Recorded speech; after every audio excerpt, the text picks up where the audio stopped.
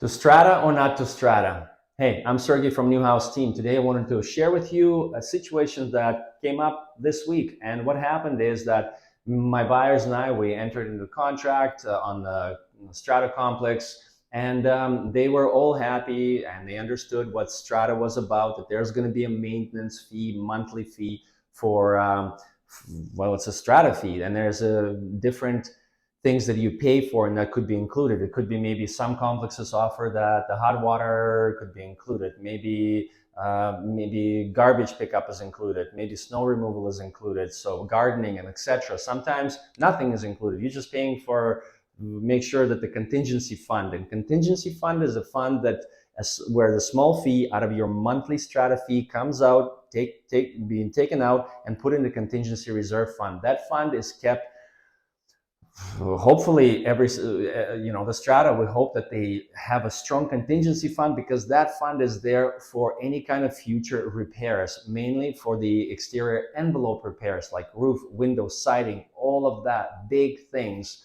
Then of course, within a strata fee, there's a portion of the fee being taken out to have an insurance policy on the entire building, on the entire complex.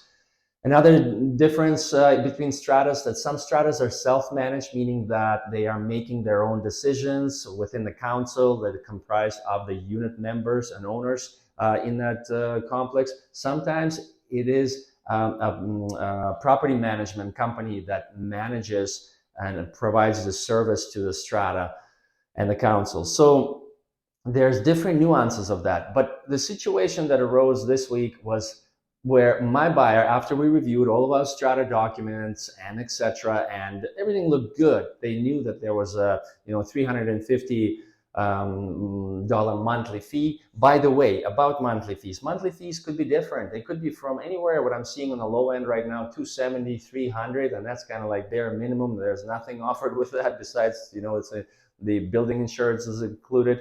But some of the fees are $1,100, so you have to be aware of that. And also, when you're calculating what your affordability is, that comes into play. So, but don't worry, mortgage broker who's working with you, or the banker, they're going to help you with all of that information, because they are going to take into consideration the, let's say, $400 that you have to pay extra monthly in strata fees. They're going to calculate that into your affordability. Can you actually sustain that? But so that is a conversation between mortgage broker and you.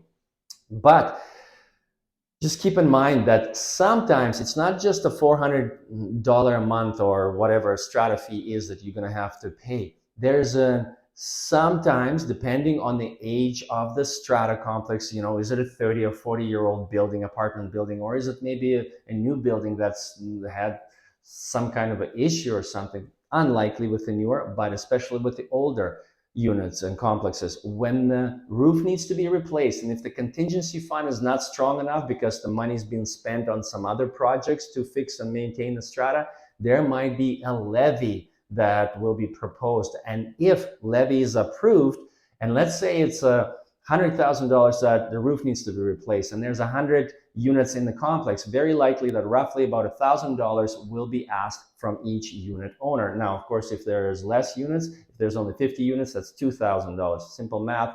It's just the project is divided by number of units that are in that building. So sometimes, like for instance, the seller who's selling and my buyer who I'm working with, they are now going to pay $6,600 on the roof improvements. So there's a roof replacements that's happening in the next couple of years, and that's what the seller is prepared to pay, because that notion was passed already with the strata, and they are saying, like, in order to sell our unit, we're okay with paying this levy and then move on. So it's not the end of the world, and don't be scared of purchasing into strata complex. It's a great option for a lot of people. Maybe it's a first-time home buyer and you're buying a townhouse. Maybe you're downsizing because you really don't have the ability to maintain your detached dwelling these days, and so you're going into a condo. It's a great opportunity. Some complexes offer amenities such as hangout room, game rooms, and there's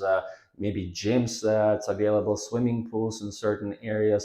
So there's a great option. Don't ever be afraid. However, be mindful that you have to follow strata rules. There's rules, bylaws, and regulations. And that's sometimes, not for everybody. Guys like me, sometimes we don't really like to follow the rules, but hey, we don't like to break them either. So I hope this information is helpful. Hopefully you have those detailed conversations with your realtor before you're out there house hunting and etc. And if you need more information, just give us a phone call. One of the agents in that neuHouzz team here will look after you. We'll give you the information. Of course, don't forget, hit those 5 properties below. They are the most popular properties chosen by you, the consumer, and they are below in the link there. So enjoy it. Have a great weekend. See you next week.